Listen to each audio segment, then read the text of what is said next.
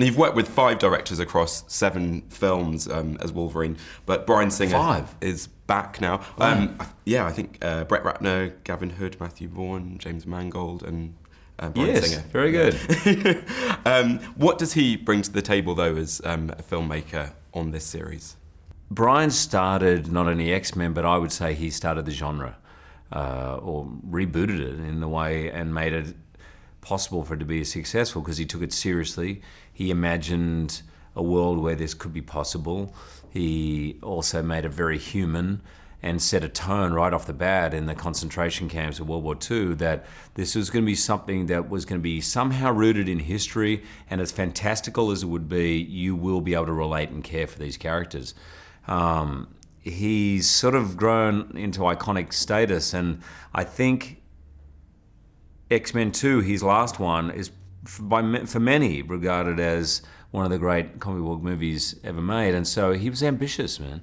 He was ambitious to make the best one for him, and also not only comic book movie, but time travel movie, because he's a massive fan of time travel. So he set the bar very high. And how open is he to your input on the character? Because obviously he's always lived with him for a long time now. Yeah, no. Bryan is very open. But Bryan is a great director. He loves you to come with stuff. He loves you to come with ideas. He often talks about Usual Suspects, how all those actors came in with a lot of that characterization. And he will take ideas from anyone. I mean, he says to me, the thing that sealed the deal for me getting the part was the nod of approval from the security guard who was working on the set. Wasn't an actor. He goes, yeah, that guy's cool. And he said that. So he will kind of listen to anyone, actually.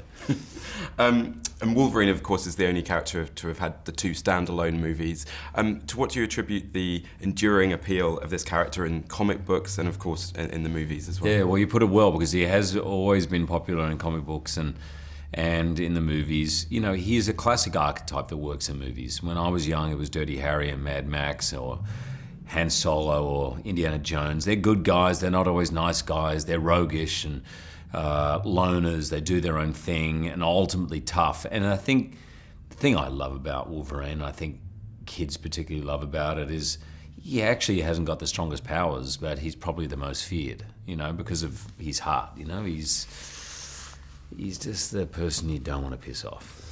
And in this movie, why does Logan volunteer to go back in time, and what does that mean for him as a character, and of course for you as an actor getting to work with both casts?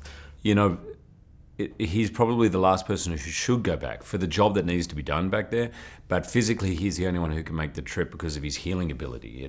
It's very taxing on the mind. The mind, as Kitty Pryde says, when you go back too far, literally snaps and doesn't snap back. Well, he has a way of snapping back. So he's the one able to make the trip, and it was fantastic for me as an actor because I got to work with not only a kind of reunion with all this great cast, as well as new actors, by the way, wonderful actors playing new mutants, but also having the chance to work with their counterparts played by this incredible young cast. And what state of mind does Logan find Charles in, played by James McAvoy, the young Charles, when he meets him? It's a very different Professor X than I ever imagined, I think, than the audience ever imagined. It's fair to say, at the lowest point of his life, very unmotivated, locked off from the world, not wanting to be part of the X-Men or any kind of group, and he's disillusioned. And he takes a lot of convincing to do anything, let me tell you. And what about getting to see Ian McKellen and Patrick Stewart? You're working with them again, but seeing them work face to face. Well, it's always great, you know. And of course they've just done a couple of plays which I've just seen. They're such close friends. They've worked together, obviously on this. They knew each other, I think, at the RSC. And it's not lost on them how great it is to have the opportunity in these films to play these iconic characters. And really, I think their relationship is, even though I've been in every movie, the relationship of Professor X Magneto is the heart of the movie. It was really the launching point for the comic book. It was an allegory for Malcolm X and Martin Luther King. And so it's always had this kind of weightier ideals underneath it, you know, and I think they represent them better than anyone. And there's exhilarating, fast-paced action throughout the movie, but you do spend some of the time comatose, lying on a concrete slab. Yes, I do. how true is it that a robot was created, a Wolverine robot?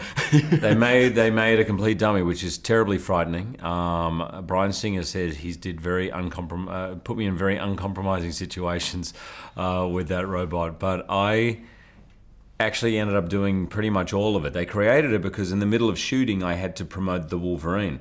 So there was this 2 or 3 week period, and they thought, well, we're going to have to do those scenes because of other people's schedules. So we're going to create this literally breathing, eye-moving, twitching version of Wolverine. I think Ian McKellen said good morning to it at one point. I'm sure. And just finally, how has being part of these movies enriched your life as an actor? Oh, it's a great question. Incredibly. I mean, I love the part. I find the part challenging. And it's been the basis of my career. There's no doubt. I will never be able to look back at anything I've done without realizing the connections that this character has made. It is allowed me to work with 5 incredible directors on a great part that continually challenges me and inspires me, and it's a real blessing. Hugh Jackman, thanks very much. My pleasure, man.